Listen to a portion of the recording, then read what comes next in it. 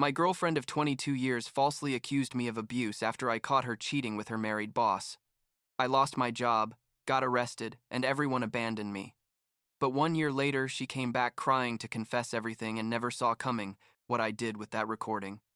I'm 28 years old. I'm a software developer, and what happened to me about a year and a half ago basically destroyed my entire life for a while.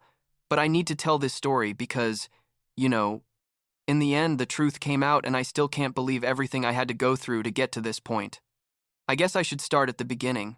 When I was 6 years old and met Heather, my next door neighbor, who would eventually become my girlfriend, my best friend, and the person who almost completely destroyed my life with lies, I never imagined anyone could make up about me.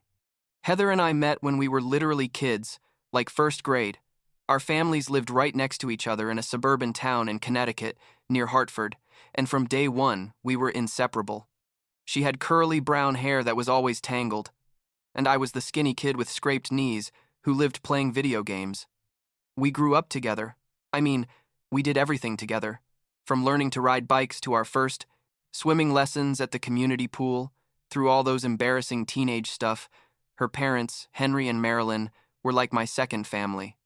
Henry was ex-military, an intimidating guy, almost 6.5 feet tall, who looked at you like he could read your thoughts, but who also threw the best backyard barbecues in the neighborhood on Sundays. Marilyn was a kindergarten teacher, super sweet, always baking something. My family adored them too. My older sister, Ava, who's now a medical resident, used to joke that Heather and I would get married someday, and honestly, everyone believed it, including us. A junior year of high school, after years of being best friends, we finally started dating. It was supernatural, nothing forced. One day, we were just watching a movie in her basement, and we kissed. And that was it. We were a couple. Our families were happy. Our friends weren't surprised at all because everyone said it was obvious we'd end up together. We spent the rest of high school being that couple everyone knows, the one that goes to prom together and plans to go to nearby colleges so they don't have to separate. The thing is, we ended up at different universities anyway. I went to UConn to study computer science, and she went to a private college in Massachusetts for marketing. But we maintained the long-distance relationship for all 4 years. I'm not gonna lie, it was hard sometimes, especially during finals or when one of us had important events and the other couldn't be there. But we made it work because we really loved each other. Or at least that's what I thought. After we graduated, we got jobs in the Hartford area, me at a pretty good software company and her at a marketing agency that paid decent, and we moved in together to a small but nice apartment near downtown.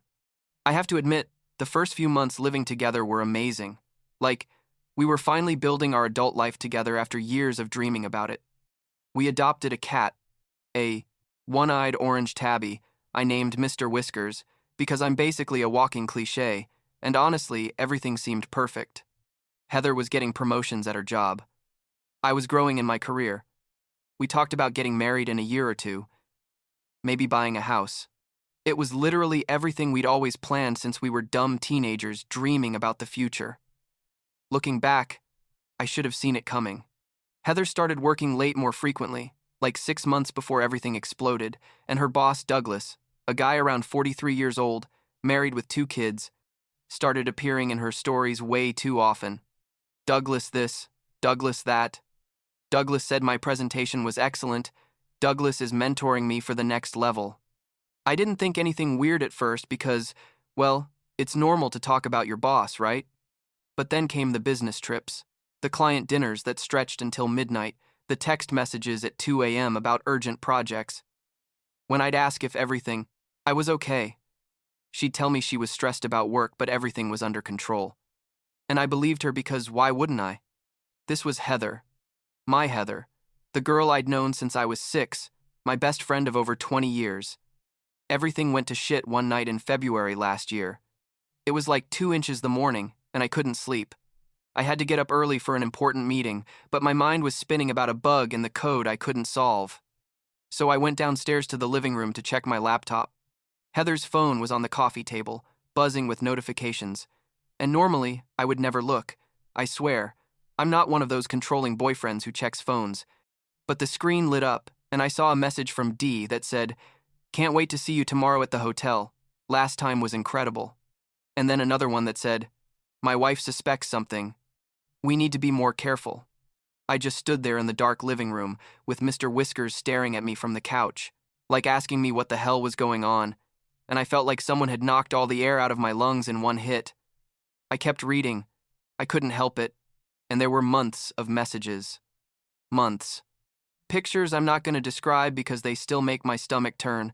Plans to meet at hotels, conversations about how they were going to leave their partners someday, her telling him I was boring and that our relationship was dead anyway.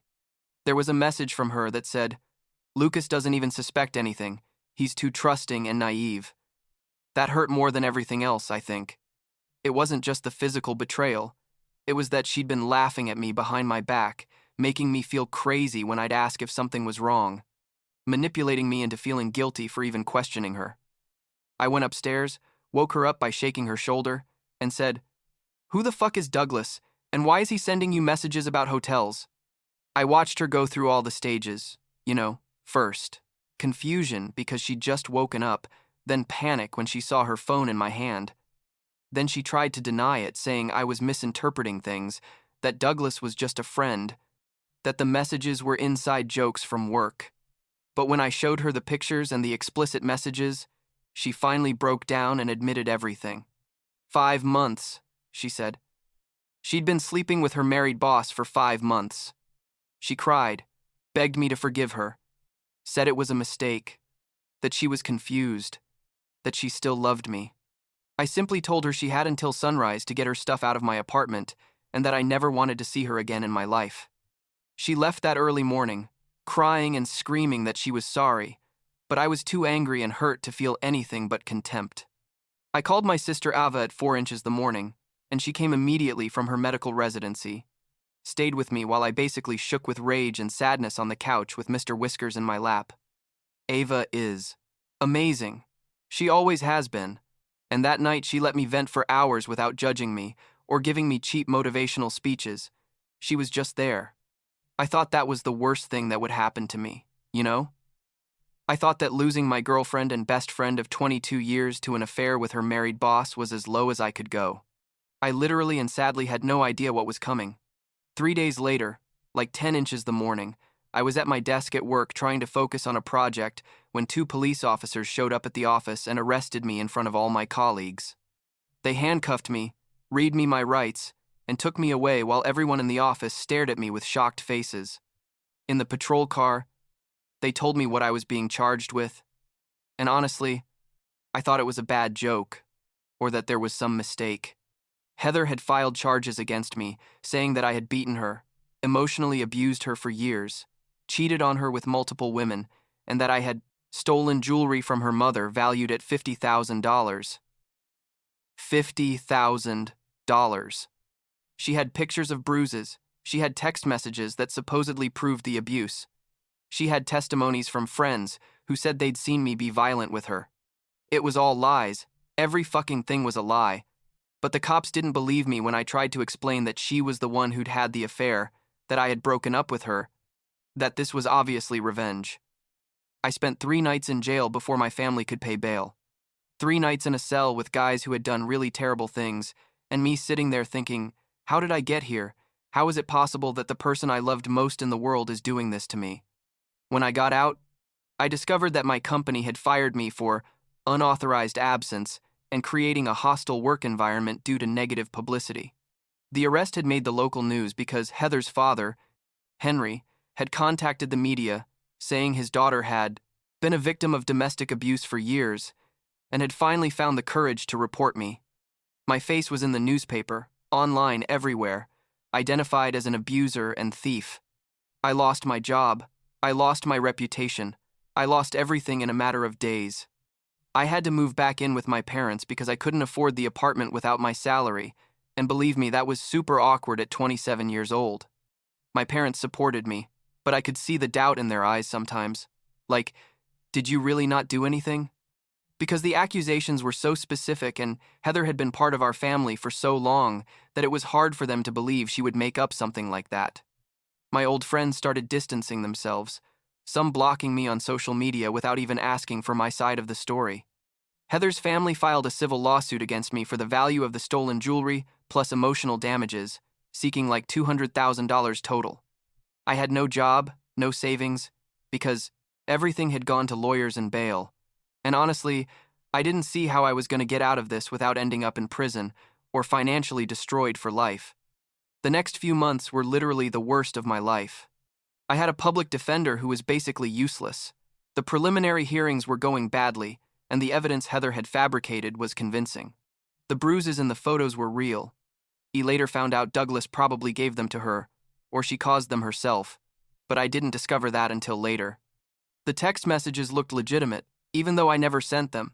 Apparently, she'd used an app to fake messages from my number, and her friends testified that they'd seen me be aggressive with her at parties, which never happened, but it was their word against mine. My only hope was that the stolen jewelry never appeared in my possession. My bank accounts showed I'd never sold or bought anything close to that value. Put them on the black market, which is ridiculous, because I'm a software nerd who wouldn't know how to access the black market, even if I wanted to. I fell into a severe depression. I'm not gonna lie, there were days where I wouldn't get out of bed, where I thought it would be easier to just give up and accept a guilty plea that would probably involve prison time, but at least would end the uncertainty. Ava was the only one who kept me sane during that time. She created what she called Operation Phoenix, basically a plan to rebuild my life step by step. She forced me to do therapy, helped me get freelance programming gigs under a pseudonym to have some income, introduced me to her friends who knew nothing about my situation so I could have normal social interactions. Slowly, very slowly, I started to feel like maybe I could survive this, even though I still didn't know how I was going to prove my innocence. About 8 months after the arrest, I got a better lawyer, Valerie, thanks to my parents taking out a second mortgage on their house. Valerie was expensive but good, and she started finding inconsistencies in Heather's story. The supposed witnesses to my violence had stories that didn't match each other.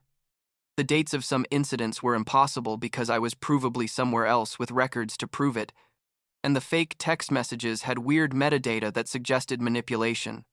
But it still wasn't enough to close the case. We needed something more concrete, something that proved Heather was deliberately lying and why. 1 year after everything started, basically a year of living in hell, Heather showed up at my parents' door. It was like 8 at night. She was crying hysterically, and when I opened the door, my parents weren't home. Thank God, she literally collapsed in my arms, sobbing. My first instinct was to slam the door in her face, but something in her look was different, like genuinely destroyed instead of the act she'd been putting on in court. I let her in. We sat in the living room with Mr. Whiskers watching from the stairs like, what is this crazy person doing here? And she started telling me everything. Turns out, Douglas, the wonderful married boss she'd had the affair with, had been embezzling from the company for years, using fake expense accounts and inflated contracts with phantom vendors. Heather had discovered this because he'd asked her to sign some documents without reading the details. And when she finally reviewed them, she realized what was happening. She confronted Douglas.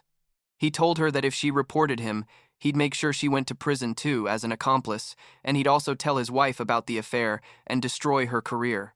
Heather panicked and decided the best way to protect herself was to make up the whole story about me, make me look like the bad guy so no one would question her credibility if the Douglas thing came to light. And the jewelry I supposedly stole, she had taken it from her own mother and sold it to pay off credit card debts she'd accumulated, buying gifts for Douglas. The bruises were from Douglas when they had a violent fight after she threatened to leave him. As she told me all this, my mind was racing. Part of me wanted to scream at her, throw her out of my house, call the police immediately. But another more calculating part thought, I need this on record.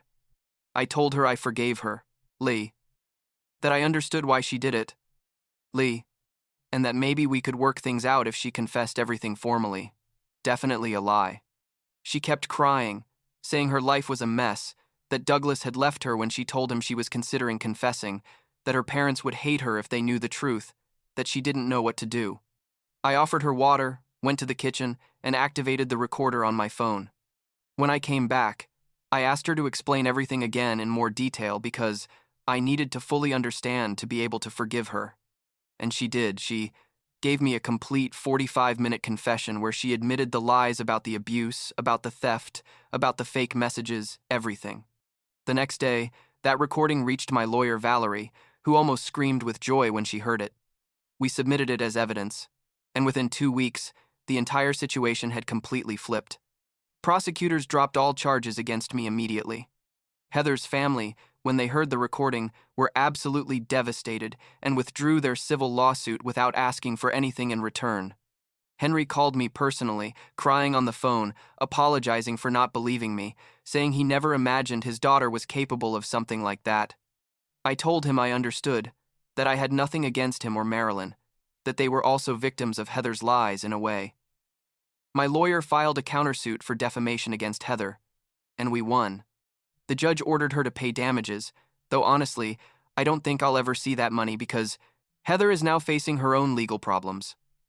The investigation into the fraud at her company opened up after Donna, an HR manager, provided information about Douglas's suspicious expense reports, and both he and Heather are being investigated as possible accomplices. Douglas lost his job, his wife left him, and last I heard he was facing federal charges for embezzlement. Heather lost her job too, obviously, and moved to another state to live with an aunt, because her parents basically told her they needed space after all the scandal. For me, life has slowly returned to a new normal. I got a better job than the previous one, ironically at a cybersecurity company where my experience being a victim of digital manipulation and evidence falsification gave me a unique perspective they value. The story made the news when the truth was revealed, like local man falsely accused, finally vindicated, and that helped clean up my reputation. Old friends who had abandoned me tried to reconnect, but honestly, I'm no longer interested in people who didn't give me the benefit of the doubt when I needed it. I made new friends through work and through a support group for falsely accused people that Ava recommended, and honestly, they're better people than most of my old social circles. Last week, my nephew, Ava's 5-year-old son, asked me why I was so sad for so long last year. I told him a friend hurt me a lot, but I was better now. He thought about it for a moment and then said, "It's okay, Uncle Lucas. Mr. Whiskers and I take care of you now. And that's enough for now, I guess. I'm not gonna lie and say I'm completely fine. I still have nightmares sometimes about being in that cell or about losing another job over false accusations. And I definitely have trust issues that will probably take years to resolve. But I survived. The truth eventually came out, and that has to count for something."